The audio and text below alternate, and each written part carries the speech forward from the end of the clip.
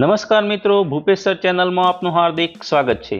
તો આજે હું તમારા માટે લઈને આવ્યો છું ટેટ 2 સામાજિક વિજ્ઞાન ધોરણ 6 થી 8 ના મોસ્ટ આઈએમપી પ્રશ્નોની જે સિરીઝ ચાલે છે એનો ભાગ 4।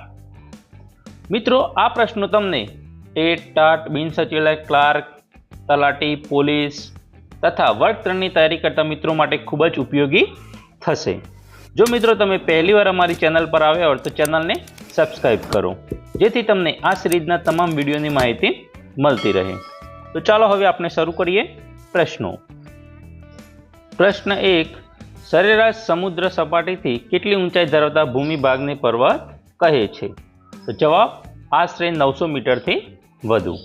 2, નિર્માણ ક્રિયાના આધારે પર્વતોને કેટલા વિભાગમાં વહેંચવામાં આવે છે? જવાબ આવે એમાં 4। નિર્માણ ક્રિયાના આધારે પર્વતોને કેટલા 4 વિભાગમાં વહેંચવામાં આવે છે। 1, ગેડ પર્વત, 2, ખંડ પર્વત, 3, જ્વાળામુખી પર્વત અને 4, અવિશિષ્ટ પર્વત। 3, એન્ડીસ નામનો ગ્રેડ પર્વત કયા ખંડમાં આવેલો છે? તો જવાબ દક્ષિણ અમેરિકામાં। 4, બેરેન પર્વત કયા પ્રકારનો પર્વત છે? તો જવાબ જ્વાળામુખી પર્વત। 5, પૂર્વઘાટ પર્વત કયા પ્રકારનો પર્વત છે? જવાબ અવિશિષ્ટ પર્વત। પ્રશ્ન 6, નદીઓનું ઉદ્ગમ સ્થાન કયું છે? જવાબ પર્વતો। 7, વિશ્વની કુલ વસ્તીના 10મા ભાગની વસ્તી માટે રહેઠાણનું સ્થાન કયું છે? જવાબ પર્વતો। 8, ત્રિબેટનો ઉચ્ચ પ્રદેશ કયા પ્રકારનો ઉચ્ચ પ્રદેશ છે? જવાબ આંતર પર્વતીય ઉચ્ચ પ્રદેશ। 9, મારવાનો ઉચ્ચ પ્રદેશ કયા દેશમાં આવેલો છે? જવાબ ભારતમાં। 10, પીડમોન્ટના ઉચ્ચ પ્રદેશ કયા દેશમાં આવેલો છે? USA। પ્રશ્ન 11, ઉચ્ચ પ્રદેશની લાવાની ફળદ્રુપ જમીન કયા પ્રકારના પાક માટે અનુકૂળ છે? જવાબ કપાસ। 12, ભારતના કયા ઉચ્ચ પ્રદેશમાંથી લોખંડ, મેંગેનીઝ, સોનું વગેરે કિંમતી ખનિજો મળે છે? જવાબ છોટાનાગપુરના ઉચ્ચ પ્રદેશમાંથી। પ્રશ્ન 13, પૃથ્વી સપાટીના આશરે કેટલા ટકા વિસ્તારમાં મેદાનો આવેલા છે? જવાબ 55%।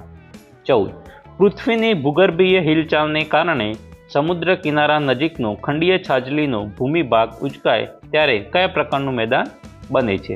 જવાબ સંરચનાત્મક મેદાન।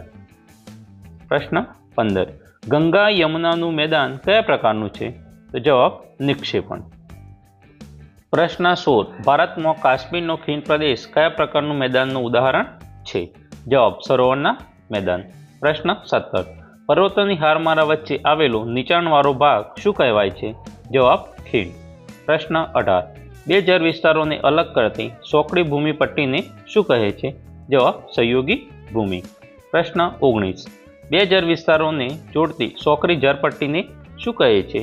જવાબ સામુદ્ર ધુની। પ્રશ્ન 20, ભૂમિ સ્વરૂપના મુખ્ય પ્રકારો કયા કયા છે? જવાબ પર્વતો, ઉચ્ચ પ્રદેશો, મેદાનો। પ્રશ્ન 21, રણ પ્રદેશમાં બીજના ચંદ્ર આકારના રેતીના ડોવાને શું કહે છે? જવાબ બારખંડ। પ્રશ્ન 22, ચીનમાં વધુ જોવા મળતા મેદાનોને શું કહે છે? લોયસના મેદાનો। પ્રશ્ન 23, કોની મદદથી વિશ્વના કોઈપણ સ્થળે સ્વયં પહોંચી શકાય છે? તો જવાબ જીપીએસ। તો મિત્રો, આપણે જીપીએસની મદદથી વિશ્વના કોઈ પણ જગ્યાએ જોયું ના હોય તો પણ એ જગ્યાએ આપણે પહોંચી શકીએ છીએ।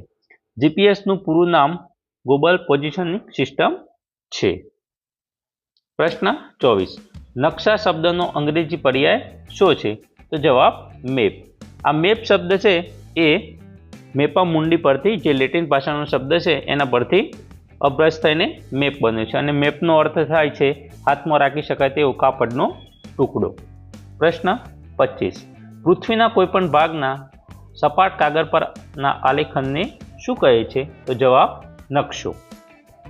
પ્રશ્ન 26, ગ્રહો, ઉપગ્રહો, આકાશગંગા, નક્ષત્રો વગેરે અવકાશી પદાર્થોની માહિતી કયા પ્રકારના નકશામાંથી મળે છે? તો જવાબ ખગોળીય નકશા। પ્રશ્ન 27, રંગીન નકશાઓમાં જળ સ્વરૂપો દર્શાવવા કયો રંગ વપરાય છે? તો જવાબ વાદળી। 28, રંગીન નકશાઓમાં ભૂમિ સ્વરૂપ દર્શાવવા કયો રંગ વપરાય છે? તો જવાબ બદામી। 29, રંગીન નકશાઓમાં વનસ્પતિ, જંગલો વગેરે દર્શાવવા કયો રંગ વપરાય છે? તો જવાબ લીલો। એ જ રીતે મિત્રો, રેલ માર્ગ દર્શાવવા માટે કયો રંગ વપરાય છે? તો કાળો. ત્યારબાદ ખેતી દર્શાવવા માટે પીળો રંગ વપરાય છે. એ બાજુમાં આપણે આપેલું છે પોસ્ટરમાં. પ્રશ્ન 30. નકશાના મુખ્ય અંગો કેટલા છે? તો નકશાના મુખ્ય અંગો કેટલા છે? 3 છે. દિશા સૂચન, પ્રમાણ માપ અને રૂઢ સંજ્ઞાઓ. તો બાજુમાં કેટલીક રૂઢ સંજ્ઞાઓ આપેલી છે તે તમે જોઈ શકો છો કે પર્વત છે, ટેકરી, શિખર, ઘાટ, નદી, પછી દેશની રાજધાની, રાજ્યનું પાટનગર, પોસ્ટ ઓફિસ, આ તમામની સંજ્ઞાઓ બાજુમાં આપેલી છે જે તમે જોઈ લેવી. પ્રશ્ન 31. ભારતની પૂર્વ દિશાએ કઈ જળ સ્વરૂપ આવેલું છે? જવાબ બંગાળનો ઉપસાગર. પ્રશ્ન 32. ભારતની પશ્ચિમ દિશાએ કઈ જળ સ્વરૂપ આવેલું છે? તો જવાબ અરબ સાગર. પ્રશ્ન 33. ભારતની લગભગ મધ્યમાંથી કઈ વૃત્ત પસાર થાય છે? જવાબ કર્કવૃત્ત. પ્રશ્ન 34. નકશાના મુખ્ય કેટલા પ્રકાર છે અને કયા કયા? જવાબ 2 પ્રકાર છે. 1 હેતુ આધારિત નકશા, 2 માપ પ્રમાણેના નકશા. પ્રશ્ન 35. ભારત પૃથ્વી પર કયા ગોળાર્ધમાં આવેલો છે? ઉત્તર પૂર્વ. પ્રશ્ન 36. ભારતની ઉત્તર દક્ષિણ લંબાઈ આશરે કેટલા કિલોમીટર છે? જવાબ 3214. પ્રશ્ન 37. ભારતનું કુલ ક્ષેત્રફળ કેટલા ચોરસ કિમી છે? તો જવાબ 32.8 લાખ ચોરસ કિમી. પ્રશ્ન 38. ભારતનો પૂર્વ પશ્ચિમ વિસ્તાર આશરે કેટલા કિલોમીટર છે? તો જવાબ 2933 કિમી. પ્રશ્ન 39. હિમાલય પર્વતમાળામાં દક્ષિણ હિમાલયની કઈ પર્વતમાળા આવેલી છે? તો જવાબ શિવાલકની ટેકરીઓ. પ્રશ્ન 40. વિશ્વનું સૌથી ઊંચું શિખર કયું છે? જવાબ માઉન્ટ એવરેસ્ટ. પ્રશ્ન 41. દુનિયાની સૌથી પ્રાચીન પર્વતમાળા કઈ છે? જવાબ અરવલ્લી. 42. બ્રહ્મપુત્ર અને ગંગા નદીએ સુંદરવન નામનો મુખ્ય ત્રિકોણ પ્રદેશ ક્યાં બનાવ્યો છે? જવાબ બંગાળના ઉપસાગરમાં. પ્રશ્ન 43. બંગાળના ઉપસાગરમાં દક્ષિણ પૂર્વમાં કયા ટાપુ આવેલા છે? જવાબ અંદમાન અને નિકોબાર. 44. ભારતમાં પાછા ફરતા મોસમી પવનોની ઋતુ કયા મહિનાઓ દરમિયાન હોય છે? જવાબ ઓક્ટોબરથી નવેમ્બર. 45. ભારતના કયા રાજ્યમાં પાછા ફરતા મોસમી પવનો વરસાદ આપે છે? જવાબ તમિલનાડુ અને આંધ્રપ્રદેશ. પ્રશ્ન 46. ભારતમાં કઈ દિશામાંથી વાતા મોસમી પવનો સૂકા હોય છે? જવાબ ઈશાન. 47. હવામાન એટલે શું? વાતાવરણમાં થતા રોજિંદા ફેરફારને હવામાન કહે છે. પ્રશ્ન 48.